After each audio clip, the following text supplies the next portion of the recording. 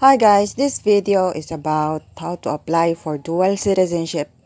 So the first thing you have to do is to go to the website of the nearest consulate. Each embassy have different website in each country and each embassy have different rules. As of now, during the pandemic, most embassies doesn't welcome walk-in applicants, so you have to transact everything online. First thing you have to make sure is that the country where you're in accepts their citizens to apply for dual citizenship, because some countries does not allow their citizens to apply for dual citizenship. So once you apply online, you have to secure an appointment before you're going to register. So for online application, you have to follow the procedure for the submission of the requirements, and then you're going to email it for evaluation, and then the embassy will contact you for your oath taking if your requirements are found to be complete. What are the advantages of reacquiring your Filipino citizenship? The most important thing that you can reacquire is you can travel the Philippines during the pandemic using the Filipino passport. And also, it's very easy to travel in Southeast Asia once you have a Filipino passport. And then you can also purchase a property and conduct a business or practice your profession and practice your rights to vote in the Philippines or even abroad. You have to take note that once you are a naturalized citizen of other countries, automatically you lose your Filipino citizenship. So you have to reacquire it. Once you reacquire it, you have the full civil rights and economic and political rights under existing Philippine laws. The most important thing during the pandemic why many Filipinos are reacquiring their citizenship is they want to travel the Philippines for emergency.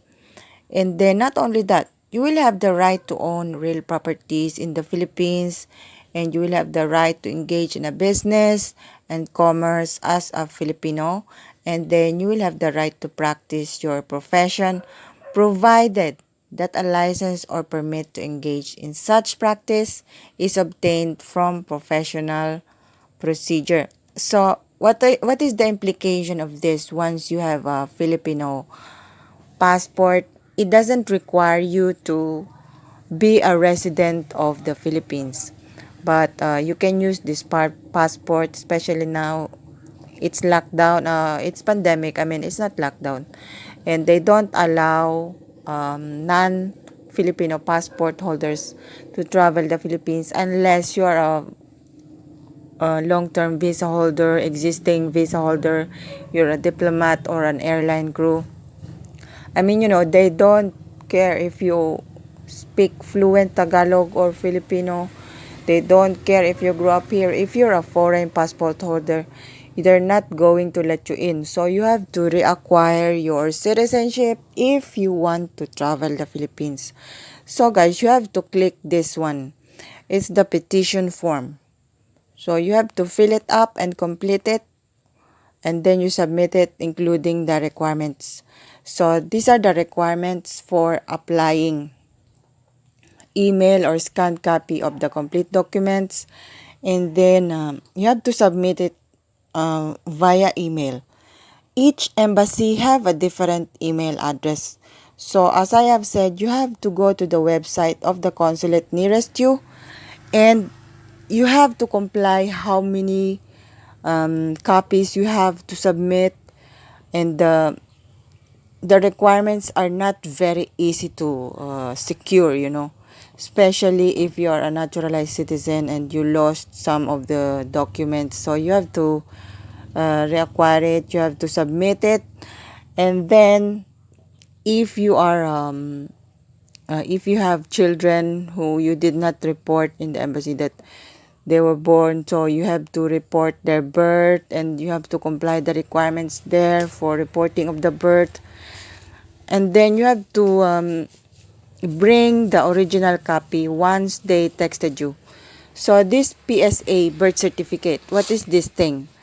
This is the birth certificate or the NSO. You have to get it online I'm going to write the link below in the comment section and description for the link of getting the birth certificate. And also, if you're married, you have to secure the marriage contract also for widow and divorced and annulled applicants. You have to submit everything, and then you have to bring it during the oath taking. So you have to submit at least 5 copies. So you have to bring also several copies with you, including the original, and then you have to take with you photos of the right size. Each embassy have a particular size, but most of them, they require to have a white background, and then you also have to take note how many copies you have to bring. Also, guys, it will help you to chat in the forums. There is a lot of Filipino groups in each country, and you have to ask questions because some of the requirements is very hard to secure.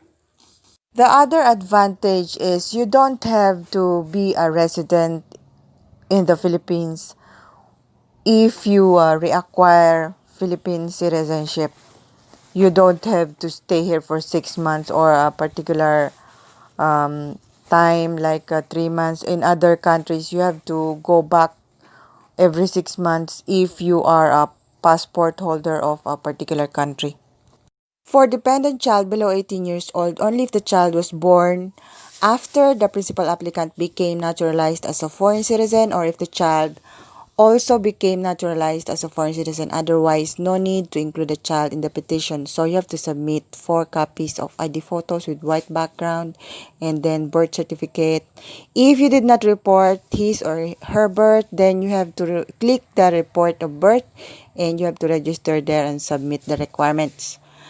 So number 3 is submission of the Philippine passport. If he or she doesn't have Philippine passport, then you have to submit an affidavit stating there why she doesn't have it. And then number 4 is the submission of foreign passport, the original copy, original and the 6 photocopies. This is true for some embassies only. Each embassy have different rules. So the certificate of foreign citizenship in English, just in case you don't live in English speaking countries. So if you want to expedite the process, you have to pay an additional fee. Again, this is true for some embassy, and for some other embassy, they don't ask additional fee if you want to expedite the process. So this is all for today, guys. Thank you for watching.